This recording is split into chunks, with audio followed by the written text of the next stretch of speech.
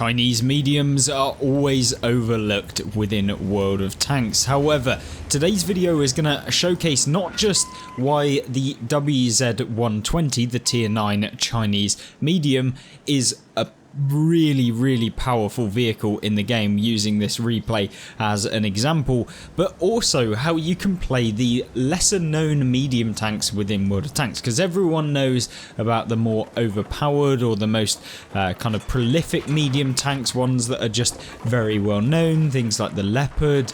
All of these vehicles, they're very well kind of talked about and discussed, and of course used within the game, so you typically will know more about them. So this video is going to showcase the WZ-120, which is a bit more of a niche medium tank.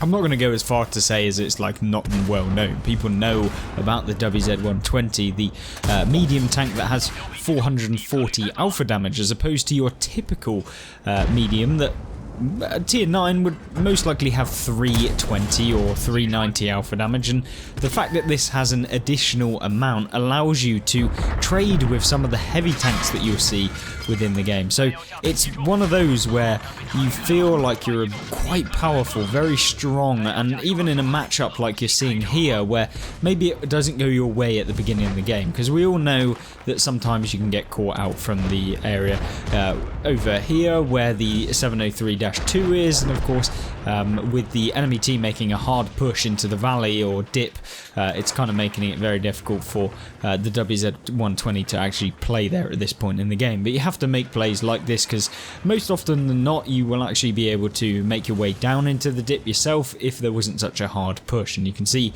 probably the majority of the enemy team is within that area.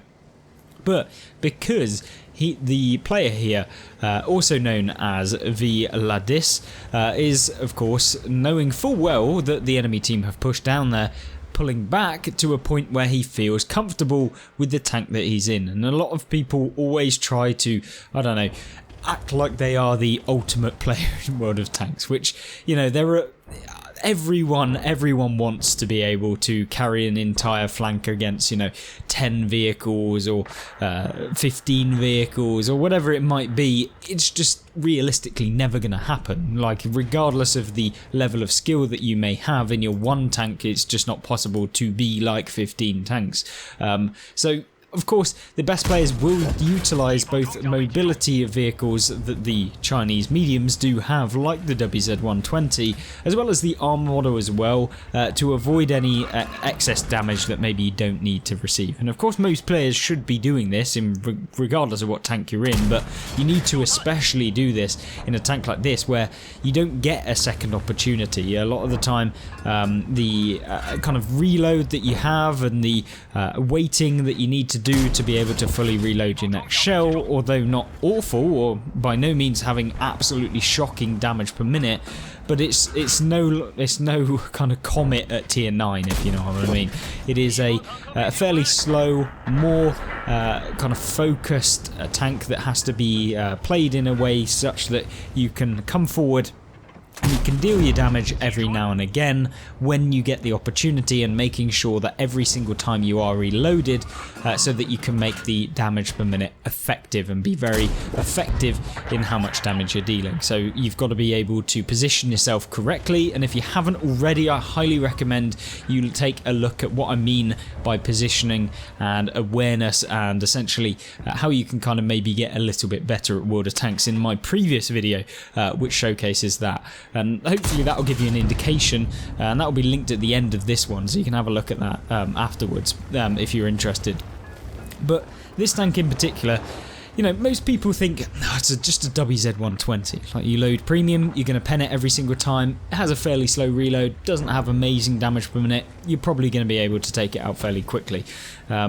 So yes, that may be the case to some degree, but it's so powerful when a player like this utilizes not only the armor but the alpha, and ends up utilizing the effective damage per minute, because we've all know about damage per minute. Of course, if you've got a higher number, then it's usually better. But what about the the way in which you have to get the actual damage. If, for example, you know, the Spatuk, the typical tier 8 tank destroyer that has the Hesh rounds, which can have like 6,000 damage per minute or something absolutely absurd. It's probably slightly less, but I believe it's in the region of about 6,000 with the Hesh rounds, or HEP, or whatever you want to call them. But in order for you to actually utilise that, you have to be up against an opponent that you can constantly hit. You have to be able to hit that opponent where you can consistently pen. And if you're having to hit them, you know, 10 times for every one time you might hit another vehicle, not that you get a tank with like 2,200 alpha or like 4,000 alpha or whatever, but if you kind of bring it down to kind of more of a realistic situation, you know, if you've got 700 alpha and you have to hit someone once and you have maybe 1,000 damage per minute, then yeah, that's fine. And the person pokes around for, I don't know, 3 seconds. You deal your 700, you know, you've got 1,000 DPM, you've got to reload for a while now. But then you have a tank that has, I don't know, a 3-second reload, and unfortunately they only managed to get one shot off. Well, although the tank has more DPM, they've only done maybe 320 damage. So you're getting where I am. I'm trying not to convolute it, but essentially effective DPM is where you're able to deal as much damage as possible using the damage per minute that your vehicle has. So if, you know, you have the Spatuk, although it says it's 6,000 DPM, it's very, very rare that you will ever top that out. So there's literally, it's not realistic as to the damage per minute that the vehicle has actually got. But equally, if you've got a T30, for example, that has, I don't know, 2,000 damage per minute, for example, yeah, you might be able to hit 3 shots in a minute, or you might be able to hit 3 shots in like a minute and 10 seconds. So the actual damage that is showing you is actually fairly accurate, because you only have to hit a couple times. And it's the same with autoloaders. That's why autoloaders are so powerful, to the point where they have that effectiveness. And that's kind of what these high alpha mediums take advantage of, but it does require, in my opinion, more skill than if you were to have a lower kind of or fire rate tank, or a tank that can basically reload quicker. Because although, you know, having the damage per minute, you can make advantage of that if you're a good player, and of course maybe in the middle section where maybe you're starting to become a better player, that having a higher rate of fire, more DPM gun might actually benefit you. On the top end, actually, it ends up that the more effective DPM that your tank has, the better you can perform. So autoloaders become super good under the hands of skilled players. Tanks with higher alpha damage and good reloads also become really effective as well. And essentially, like, the higher skill cap tanks are ones that have that kind of additional kind of potential, I should say. So that's really where tanks like the WZ-120 can be super powerful in the game. But you know, it doesn't mean that this tank's overpowered by any means, but you can certainly play quite aggressively. Now, this game has been fairly feedy in terms of the enemy team just kind of walking into the WZ-120's mouth and feeding him a ton of damage. And yeah, that is somewhat the case, but that's what's got to happen in some of these highest damage gameplays that you're going to see in vehicles like this. And so I'm not surprised at all.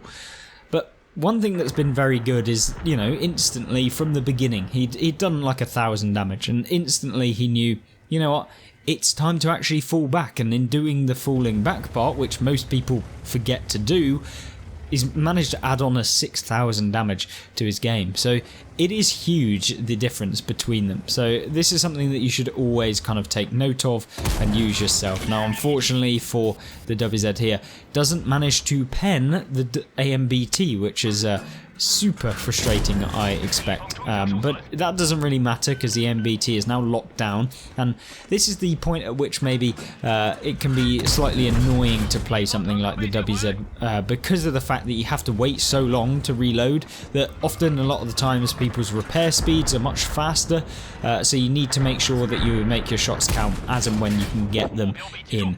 And there we go, one lovely shot into the 703-2 that hit him at the beginning of the game, so it's a little bit of revenge there, which is always nice to see. So yeah, very, very well played by the WZ to bring it back from his team just getting absolutely trashed to the point where he's managed to pick up 8,700 individual damage within this. Yeah, it's a real good result for him.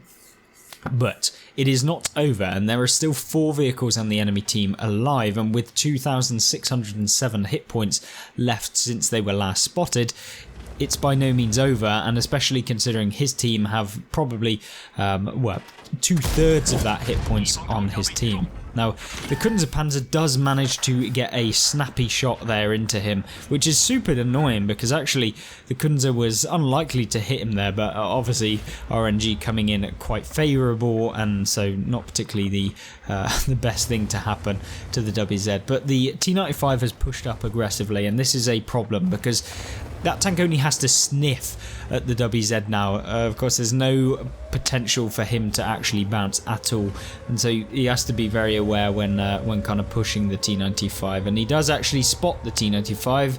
T95 is aiming and aiming, he keeps on turning, and unfortunately for him, he does actually manage to get taken out with a lovely shot into the cupola, as you should always aim for with the T95 if you can't quite get around the side of them, or the lower plate is not exposed or anything like that. Cupolas are a good shot.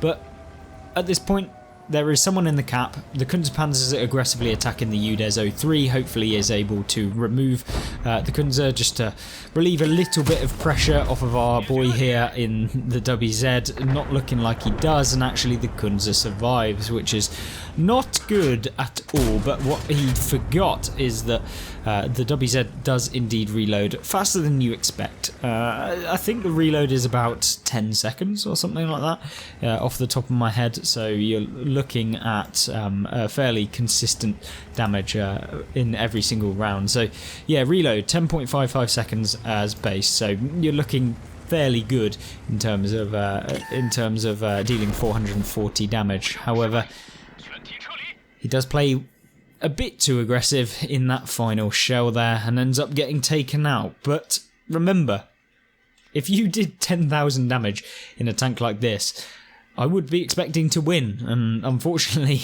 his team didn't quite live up to the expectations that I'm sure he was just hoping.